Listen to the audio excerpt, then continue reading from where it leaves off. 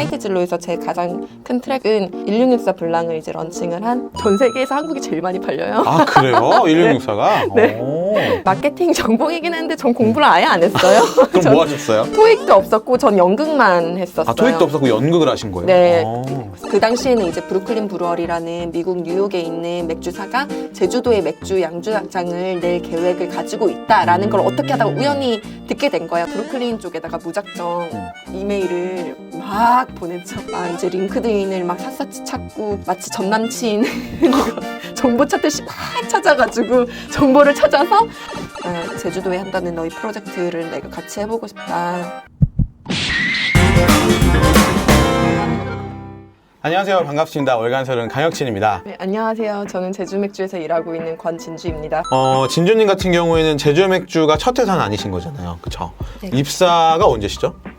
저 2015년이요. 2015년에. 네. 그러면 그전에는 무슨 일을 하셨어요? 그 전에도 마케팅 일은 계속했어요. 그러니까 사회생활 시작할 때부터 마케팅으로 시작을 했고 그 전에는 하이트 진로에서 그 신사업이라든지 회사 안에서 브랜드 포트폴리오에 대한 설계라든지 이런 여러 가지 전략 컨설팅 같은 일도 하고 신제품 런칭도 하고 이런 여러 일들을 진행했었어요. 브레인이셨네요. 그렇게 들리나요?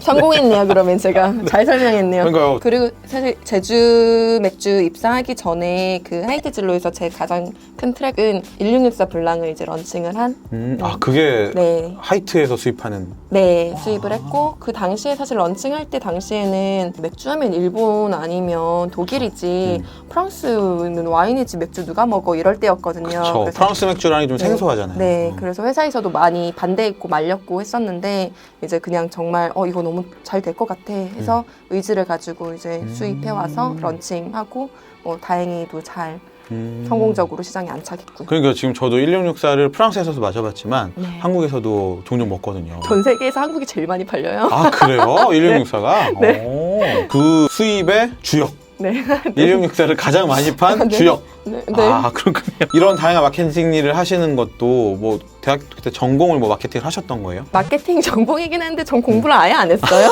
그럼 뭐 하셨어요? 토익도 없었고 전 연극만 했었어요. 아 토익도 없었고 연극을 하신 거예요? 네. 4학년 1학기까지도 그 연극 공연을 계속 올렸고요. 저는 이제 중앙 동아리에서 연극을 진행을 했는데 최다 공연 횟수 채우고 아 진짜요? 네, 그렇게 했고 그리고 실제로 사회생활 시작했을 때도 대학로에서 연극을 올리기도 하고 그렇게 약간 연극 배우로서의 꿈도 많이 키웠었죠. 그러면 연극을 하려다가 어떻게 다시 회사로 하셨어요?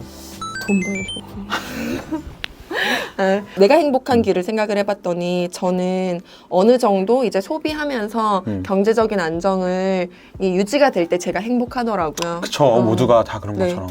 예술을 너무 하고 싶은데 내가 돈 벌면서 할 수 있는 좀 안정적인 예술 활동이 뭐지 생각을 하다가 그 마케팅이 그 한편의 가장 상업적인 예술이다. 나는 내 나름의 스스로를 이렇게 설득을 하면서 이왕에 마케팅 전공도 시작을 했고 그러니 한번 이 트랙으로 한번 해보자라고 시작을 했어요. 그럼 마케팅이 상업적인 예술이다라고 생각하시게 된 네. 이유가 뭐예요? 마케팅이 많은 창의적인 것들이 들어가잖아요. 그래서 그런 창의적인 활동들을 해야 되는 것도 어떻게 보면 예술의 영역이랑 맞닿아 있기도 하고 세상을 바라보는 어떤 그 관점 같은 것들이 있어야 되는 것 같아요. 자기의 철학도 사실 있어야 그쵸. 되고 그리고 많은 곳에서 영감을 받고 영감을 주기도 해야 되고 그 기반이 없는 마케터가 훌륭한 마케터라고 얘기할 수 있는가에 대해서는 아마 모든 분들이 이렇게 동의할 수 있는 지점이 있는 것 같아요. 그래서 그런 측면에서 돈을 안정적으로 벌 수 있는 가장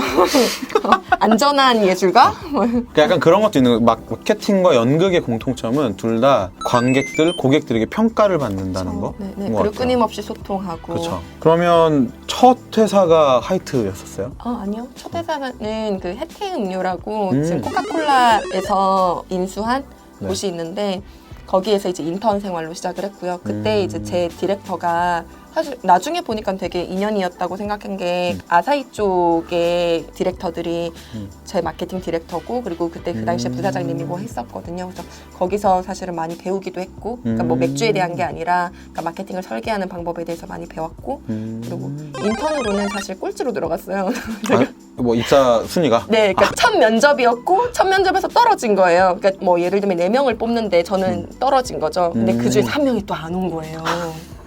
다 나보다 잘난 사람들이었거든요. 딴 회사에 간 토익도 거군요. 있고 뭐 학점도 좋고 저는 아무것도 한 거 없이 연극만 했습니다가 제 모든 내용인데 정말 좋은 기회로 이제 잘 비집고 들어가서 이렇게 인턴 생활을 했는데 다행히 나올 땐 1등. 정규직 전환해서 일을 하신 거예요? 네네. 정규직 전환돼서 일을 열심히 막 했고 되게 좋은 기회도 많이 주셔가지고 많이 잘 배우면서 또 뭐 아사히 맥주도 워낙 마케팅을 잘하는 곳이니까 마케팅에 대한 것들도 많이 배우면서 그 다음에 맥도날드 쪽으로 이직을 해서 맥도날드에서도 뭐 열심히 배우면서 잘하고 그리고 하이트로 넘어갔어요. 근데 맥도날드도 사실은 마케팅을 굉장히 잘하는 회사 중에 하나잖아요. 거기서는 어떤 일을 하신 거예요? 해피밀을 제가 완전히 브랜드를 담당을 하는 BM이었고요. 해피밀에 대해서는 그 당시에 사실은 맥도날드가 한국에서 마케팅 제일 잘하는 회사 같은 그런 포지션이 있었거든요. 맥카페 혹시 아시나요? 알죠, 맥카페. 맥카페 마케팅 캠페인 아시나요? 그럼 저는 나이 되게 나이 좀 있으시네요. 당시에는 뭐 맥카페, 맥모닝 이런 것들로 굉장히 핫할 때였어요. 정말 한국에서 마케팅 잘하는 회사. 그래서 거기서 이제 맥카페, 맥모닝을 그 디렉팅을 하시는 그 BM님을 어시스턴트로 일을 하면서 많이 또 배웠어요. 그 다음에 바로 하이트로 넘어갔어요. 하이트로. 아까 말씀하셨던 것처럼 뭐 1664 새로운 브랜드를 런칭하기도 하시고 네. 근데 그때 런칭하는 것도 좀 쉽지 않았었다고 들었어요. 내부의 반대나 이런 것도 많았다고. 저희 팀이 여러 가지 신사업을 맡고 있었는데 그 중에서 기린 맥주를 잘 안착 시장에 시키는 게 목표였고 또 일본 맥주는 한때는 정말 정점에 워낙 유명했죠. 있었죠. 네. 네. 사람들은 어느 나라의 1등 하는 맥주가 뭐야? 라는 거 그리고 그 나라가 맥주로 유명한 나라야 이런 거에 많이 관심을 가지는데 프랑스 맥주 웬 말이냐 이렇게 많이 얘기하셨고 맨날 6개월마다 한 번씩 얘를 왜 드랍하지 말아야 되는지 계약 파기하라는 얘기도 들었고 들어오고 나서도요? 네네. 그러니까 왜냐면 처음에는 이제 시장에 안착하는데 시간이 있으니까 그리고 또 당시 1664 블랑 같은 경우도 마케팅 예산을 많이 가지고 시작하는 테스트하는 뭐 맥주였지 얘기를 하다 보니까 전 맨땅에 헤딩을 많이 했던 것 같아요. 그러니까 맨땅에 마케팅 전공인데 연극하고 네네. 연극하다가 아무것도 없이 인턴으로 그러네요. 꼴찌로 들어가서 1등으로 나온 기준이 뭔지 모르겠지만 제가 역시 예리했어요. 내 마음속에 1등이었어요. 뾰족했다. 나오시고 그러다가 또 음료 쪽이랑은 뭐 비슷할 수는 있겠지만 좀 약간 다른 결의 맥도날드에 네네. 가고 네네. 뭐 그렇게 해서 계속 새로운 도전들을 네. 해오시는 것 같은데 네. 사실 되게 재밌는 게 제주 맥주에 입사한 과정도 좀 특이했다고 들었어요.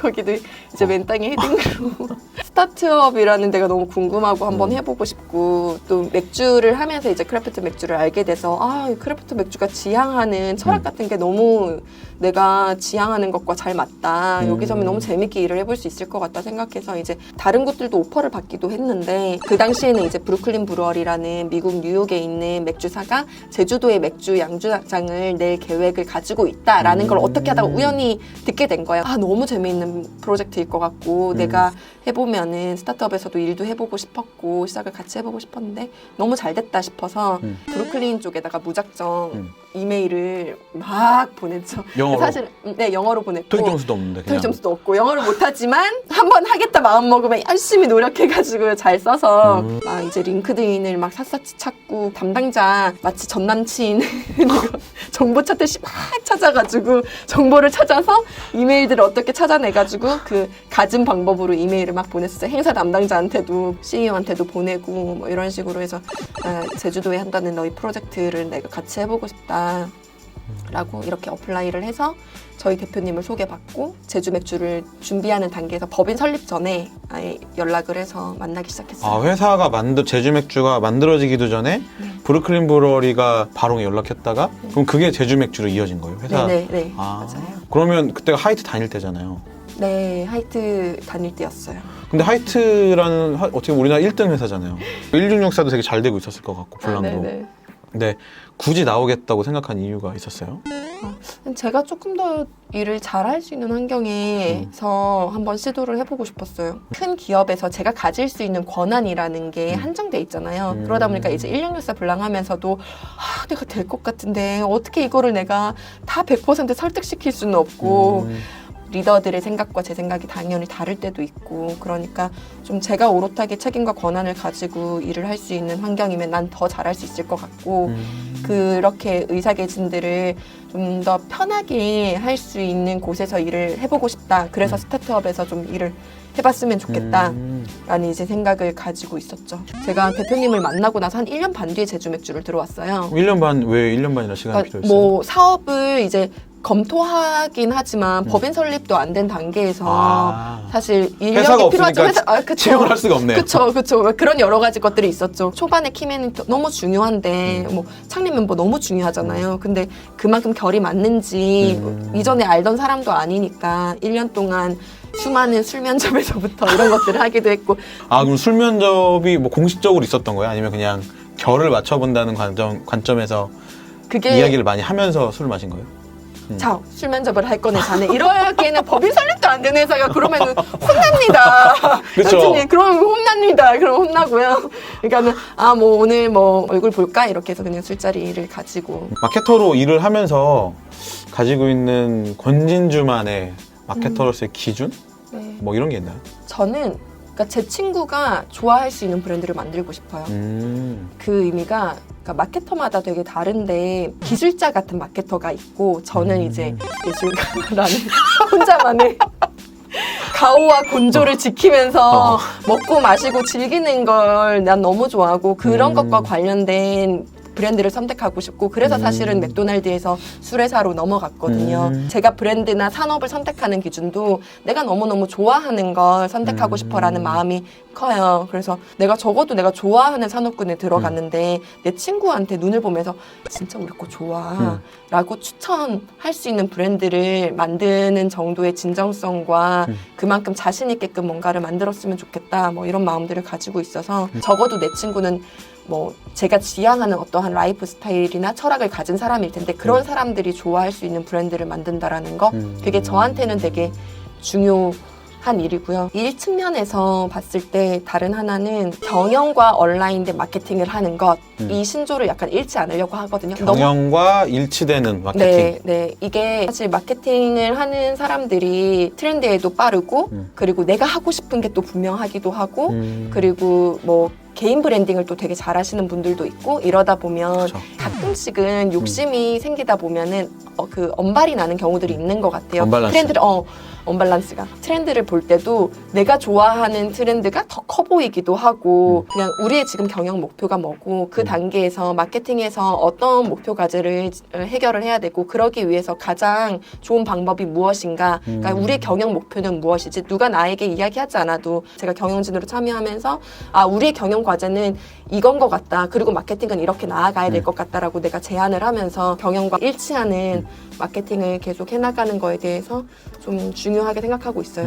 그 연남동 같은 프로젝트도 그 당시에 영업에 도움되는 마케팅 해야 된다 우리는. 왜냐면은 아직 너무 신생회사라서 막 멋져 보이는 마케팅 여기에다가 돈을 쓰는 것들이 되게 비효율적이다. 우리 맥주가 잘 팔릴 만한 상권 되게 핫한 상 하나만 우리 걸로 만들어 놓으면 다른 데도 영업하기 쉬워질 거야 라는 그쵸. 전략적인 것 때문에 접근을 했거든요. 그러니까 이런 것들이 좀 경영 과제를 자꾸 그래서 생각하는 연습? 그래서 저희 팀들한테도 그런 과제들 많이 얘기하고 양조장 투어가 저희한테 되게 큰 과제고 뭐 영업에 도움되는 MD 같은 것들을 만드는 게 되게 큰 과제고 또 누군가는 뭐 주재법 같은 법안을 바꾸는 걸 저희 마케팅실에 되게 큰 과제로 생각하고 추진을 하기도 하고 제주맥주의 마케팅을 총괄하고 책임지고 있는 마케터 권진주가 제주맥주에서 하고 싶은 꿈꾸고 있는 이런 거 진짜 꼭 한번 해보고 싶다. 진짜 있는데 그 혹시 시규어 로스 아세요? 어떤가요? 시규어 로스라는 가수가 있어요. 몰라요. 그 밴드가 있는데 아이슬란드의 밴드예요. 그래서 그들의 공연 영상을 보면 그 아이슬란드가 되게 자연 풍광으로 유명하잖아요. 그쵸. 여러 영화에도 나오고 딱 차를 타고 그 말이 너무 좋아서 말이 저한테 그러니까 지금 약간 너무 좀 올라오고 있나 봐요. 내 안에서. 너무 하고 싶어가지고 섬을 이렇게 자동차 여행을 하면서 본인들이 이제 공연을 하다시피 하면서 이렇게 다니는 게 있어요. 근데 제주도 같은 경우에 올레길도 너무 그쵸. 유명하고 오름도 많고. 너무 그냥 제주도만이 가지고 있는 독특한 자연 풍광이잖아요. 여기에서 되게 그런 먹고 마시고 노는 굉장히 독특한 페스티벌 같은 것들을 할 수 있다면 너무 좋을 것 같아요. 그런 생각만 해도 진짜 좋네요. 너무 좋네요. 제주맥주 그리고 제주맥주의 마케팅 그리고 제주맥주에서 일하는 그 마케팅을 총괄하는 사람은 어떤 사람인가 이런 얘기를 한번 드려봤고요. 여름을 특집으로 해서 저희가 여름하면 생각나는 또 그런 아이템이어서 한번 이야기를 준비해봤습니다. 30대가 좋아하는 그런 브랜드로서 제주맥주가 또 그래서 많이도 성장했으면 좋겠고요. 영상 마음에 드셨다면 좋아요, 구독, 알림 설정까지 부탁드릴게요. 저희는 다음 영상에서 뵙겠습니다. 감사합니다. 감사합니다.